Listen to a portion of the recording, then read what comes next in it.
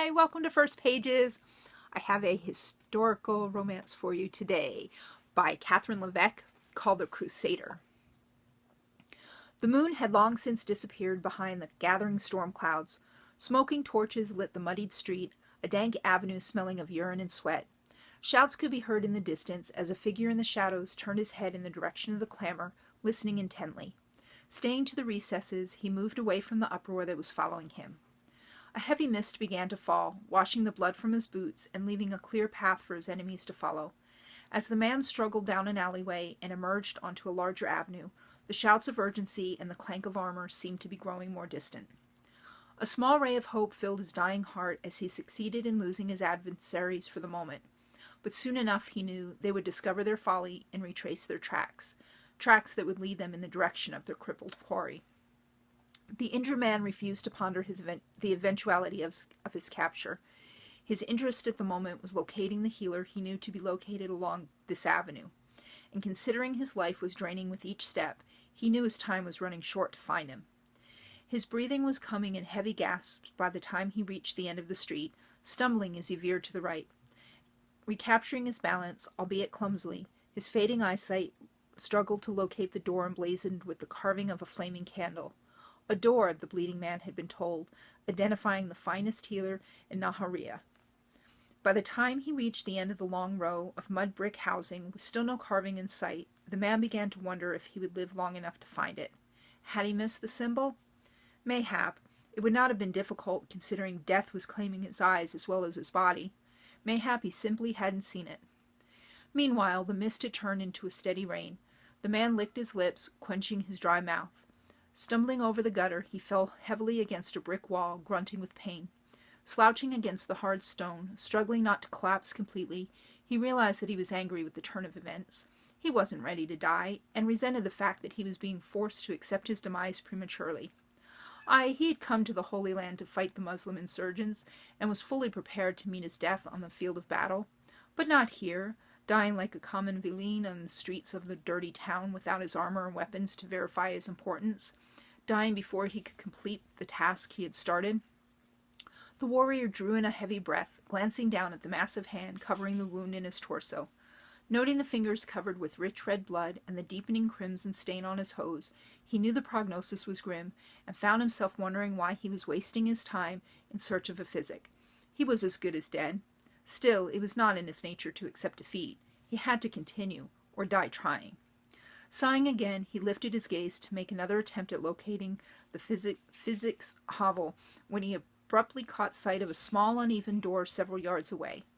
And beneath the rain-soaked tarp, he could vaguely make out the crude carving of a candle. With a renewed surge of strength, the knight pushed himself away from the wall and staggered across the street, ignoring the driving rain as he pounded on the crumbling door. Pounding again, he didn't wait to be ushered inside when the panel finally opened. Using both his strength and his weight, he propelled himself forward and collapsed heavily on the mud-packed floor. The room was foggy, faint, and blissfully cozy. He could hear a soothing voice and then felt liquid to his lips. Tasting the sharp tang of alcohol, he drank greedily until the cup was removed. Rest easy, Englishman, a heavy accent met his ears, and he could feel gentle hands pulling the torn, stained tunic away from his torso. Ah, so you have been gored like a goat on a spit. Most unfortunate. Barely conscious, although lucid enough to understand the uttered words, the knight grunted weakly. I was told you could help me. By whom? The innkeeper named Hutt. I am lodged at his hostel by the bluff overlooking the waterfront. I know this man. Has he a wart on his forehead? The same. The tiny old man with skin as brown as leather examined the wound carefully. It was deep, puncturing a major organ, and knew his time to save the English knight was growing scarce. You're dying, he commented, almost casually. The knight struggled to open his eyes, focusing on the frail old man. Your powers of diagnosis are astounding. The healer continued to probe at the gaping wound. Who did this to you, Englishman? The warrior didn't reply for a moment, swallowing hard as his strength faded. A man I believe to be my friend. A man with piercing brown eyes that are surely a window to his darkened soul. He tried to lift his head and failed miserably.